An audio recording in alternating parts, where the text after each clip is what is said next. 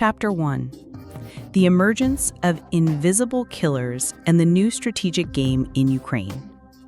When talking about modern warfare, many people often imagine giant missile launchers, roaring artillery guns on the battlefield, or tanks crushing the ground on the way to attack. However, the reality of the 21st century shows a much more complicated picture. Behind the rumbling echoes of the front line, there are silent confrontations that decide the fate of the entire war. It is the battle of wits between air defense systems, radars, missiles, and technologies called by the evocative name invisible killers. In recent days, international media and military analysts have been discussing a new piece of information.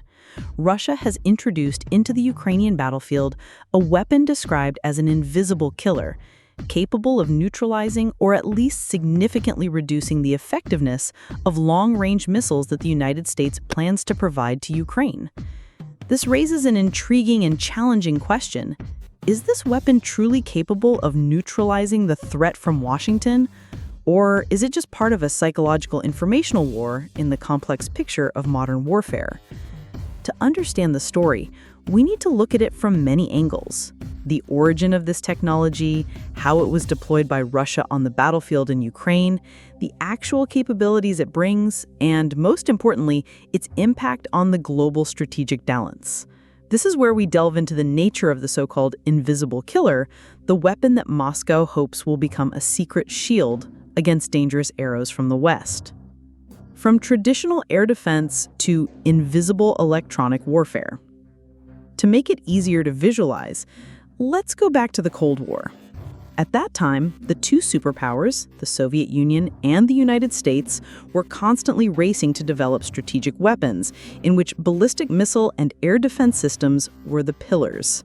Names like the S-75 Divina, S-125 Neva, or later the S-300, S-400 became symbols of the Soviet and Russian air defense power.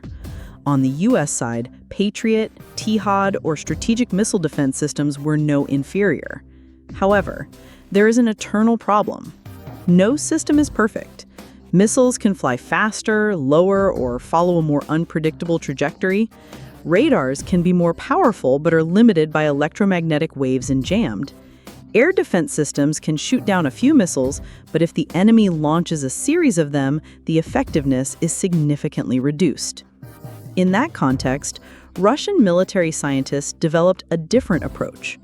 Instead of racing to create a hard shield with missiles, create a soft shield with invisible technology, specifically electronic warfare systems. Simply put, if you can't shoot down all the missiles, then blind, deafen, or misdirect them while they are still in flight. This is the philosophy that gave birth to the systems known as invisible killers. Invisible killers in the war in Ukraine. When the conflict in Ukraine broke out, the whole world witnessed one of the fiercest testing grounds for modern weapon technology. From suicide drones, to mobile air defense systems, to long-range rocket artillery, all were deployed at a density never seen since World War II.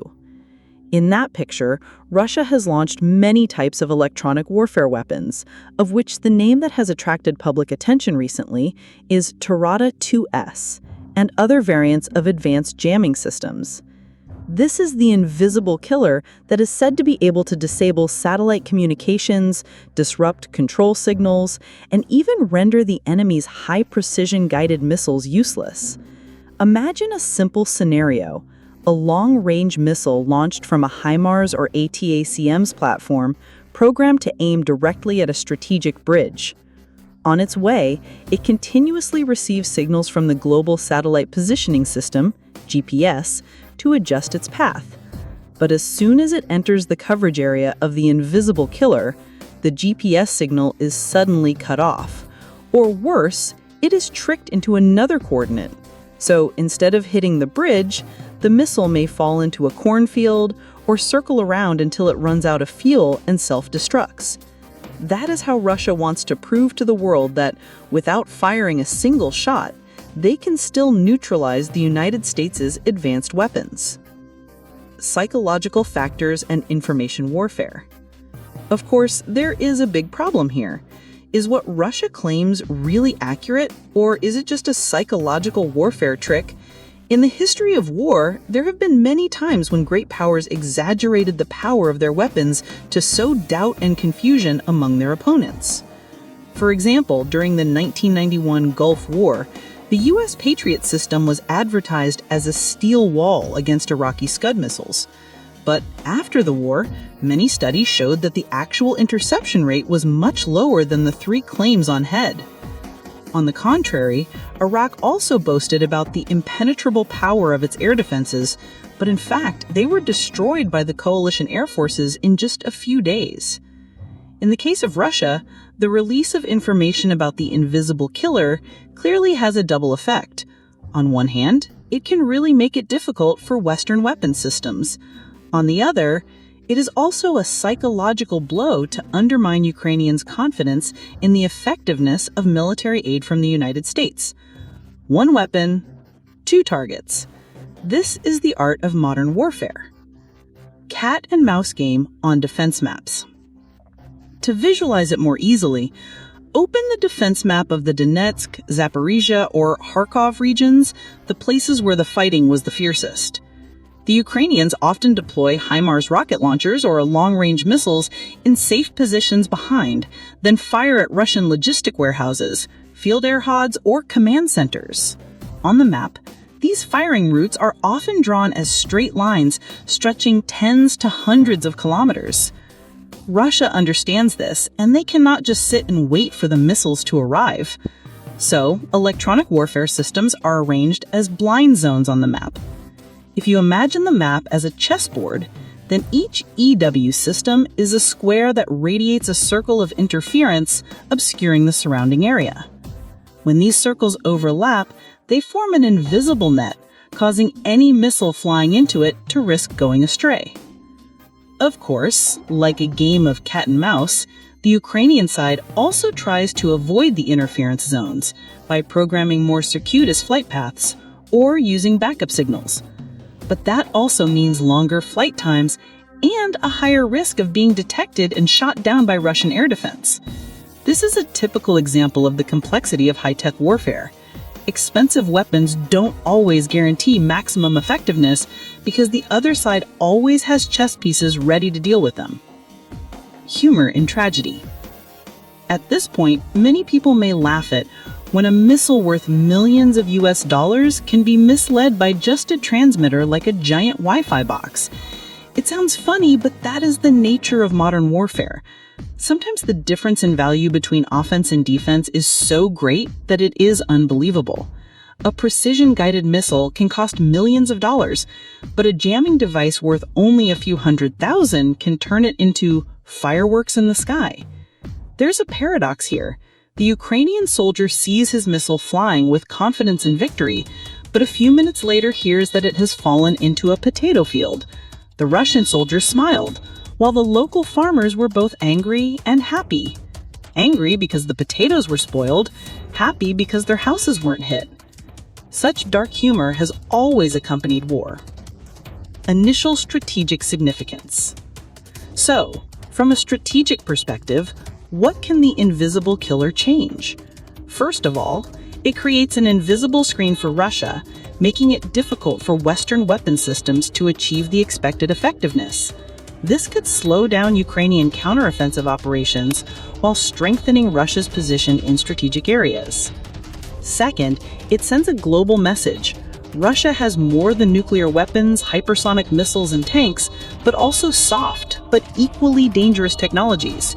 In a context where the war is not only taking place on the ground, but also in the media and diplomacy, this message can help Moscow gain more support or at least create wariness from other countries. Ultimately, it underscores an important lesson for all sides. In modern warfare, technology never stands still. Today, you think your weapon is cutting edge. Tomorrow, the enemy may find a way to neutralize it. It is a never-ending game of sword and shield, missile and shield, visible and invisible. Chapter 2. Invisible Killer Su-57 from a Technical and Defense Map Perspective. If in Chapter 1 we have clarified why the Su-57 has become Russia's new trump card in the conflict, Chapter 2 will go straight to the difficult question. Is this aircraft really capable of intercepting the missiles the US is about to transfer to Ukraine? To answer, we need to look at all three aspects: weapons technology, geostrategic maps, and battlefield reality. The most special feature of the Su-57 is its stealth capability. Russia advertises that it can minimize the radar reflection area, making the enemy almost blind when searching. Meanwhile, the types of missiles that the US plans to aid Ukraine mainly rely on satellite guidance systems and infrared sensors. In theory, the Su-57 can approach and intercept from a distance before the missile reaches its optimal range. But in reality, things are much more complicated. Imagine a defense map stretching from the Kharkiv region to the Donetsk region. Ukrainian air defense positions are usually arranged in layers: low level with anti-aircraft guns, medium level with Buk or S-300, high level with Patriots provided by the US and its allies. When a long-range US missile is fired, it will fly along a predetermined trajectory, able to overcome many layers of Russian defense. At this time, the Su-57 is expected to play the role of a mobile hunter, patrolling at high altitudes, detecting signals, and then launching interceptions with long-range R-37M air-to-air missiles or onboard electronic warfare systems. The problem is, to do that, the Su-57 must maintain its ability to operate continuously, flying for many hours in the sky, which is inherently difficult in the conditions of maintenance infrastructure at the front line. A clear example is the Pokrovsk region, which is considered one of the key battle zones. If you put it on a map, Pokrovsk is located like a knot between logistics routes. Just one long-range missile hitting an ammunition depot here can turn the tide of the entire region. Russia is therefore forced to consider using the Su-57 as a flying shield, because ground-based air defense systems are unlikely to fully cover a large area. The second point that makes Russia bet on the Su-57 is its electronic warfare capabilities. This aircraft is advertised as having a radar jamming and communication system which can blind radar or satellite-guided missiles. It sounds impressive, but Western experts are often skeptical, because to jam effectively, the aircraft must get close to the target and continuously emit strong signals, which can accidentally reveal it. Stealth that continuously sends signals is like a ninja turning on a flashlight in the dark, hard to hide. The third thing is the story of a direct fight between the Su-57 and American missiles. Here, we need to analyze specifically. For example, if the US provides ATACMS missiles, an improved version, this type has a range of more than 300 kilometers and supersonic speed. On the map, just placing a launcher in the Dnipro region, Ukraine can reach most of the logistics bases in eastern Ukraine. The Su-57 can fly patrol and hunt, but intercepting a supersonic target in the air is not easy, even with the most modern technology. A military expert once humorously compared, intercepting a supersonic missile is like trying to catch a swallow flying at the speed of a Formula One car while you are driving a heavy truck. However, Russia still has another advantage. The Su-57 may not need to shoot down each missile directly, but instead it will target the enemy's eyes and ears, that is, radar stations, communication satellites, or launchers before they can fire. On the strategic map, this means the Su-57 will operate in a preemptive manner, attacking logistics facilities instead of racing to intercept each target. That is why observers believe that the participation of the Su-57 in the war is a sign of a new, more aggressive and risky approach. When viewed from a technical perspective, it can be seen that the Su-57 is indeed a formidable beast, but completely neutralizing American missiles is a different story. It is like bringing a famous swordsman into the ring. Superb skills, super speed, but the opponent is not one person, but dozens of crossbowmen shooting at the same time from many directions. You can take out a few, but to neutralize all of them? Too difficult. Chapter 3. Future Scenarios and Global Implications. Moving into Chapter 3, we come to the crystallization. The Su-57 is not just a matter of Russia and Ukraine, but also reflects a global arms race. If it proves capable of neutralizing American missiles, it will not only change the situation on the Ukrainian battlefield, but also the international arms market. First, let's look at the battlefield scenario. If the Su-57 is successful, Russia can partially block the power of the US aid packages. This forces Ukraine to find other ways, perhaps requesting new weapons or adjusting its strategy. On the contrary, if the Su-57 fails, Russia's reputation will suffer a heavy blow.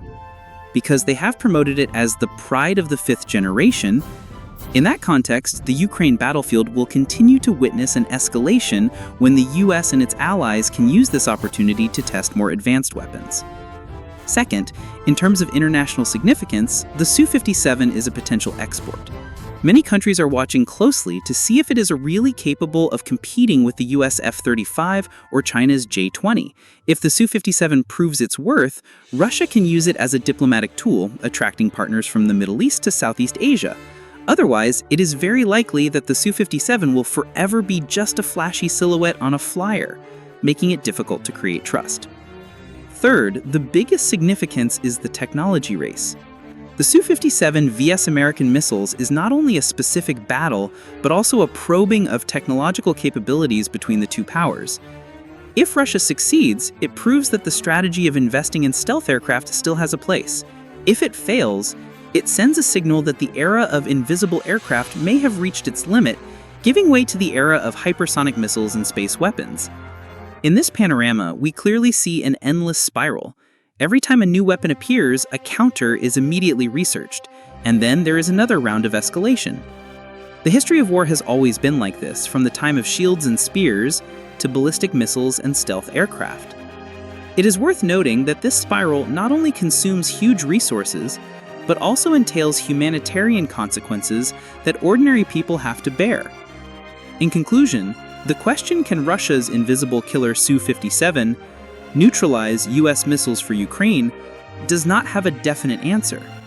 It is like an unfinished chess game where each side makes surprising moves. The only certainty is that the Ukraine war will continue to be a living laboratory for 21st century weapons, and the world will witness many more daring tests. Conclusion. Throughout chapters, we have gone from the context, technical analysis to future scenarios. The Su-57, with the title Invisible Killer, may be a tactical turning point for Russia, but may also be just a risky card. Its significance does not stop at the Ukrainian battlefield, but also extends globally, touching both the balance of military power and national prestige. If you find this analysis useful, please like, share, and subscribe to the History and War channel to continue accompanying us on the journey to decode the mysteries of history and World War. Because every lesson from the past or present can illuminate the future. And who knows, the final answer about the Su-57 may not only lie in the skies of Ukraine, but also continue to be written into the history of this century.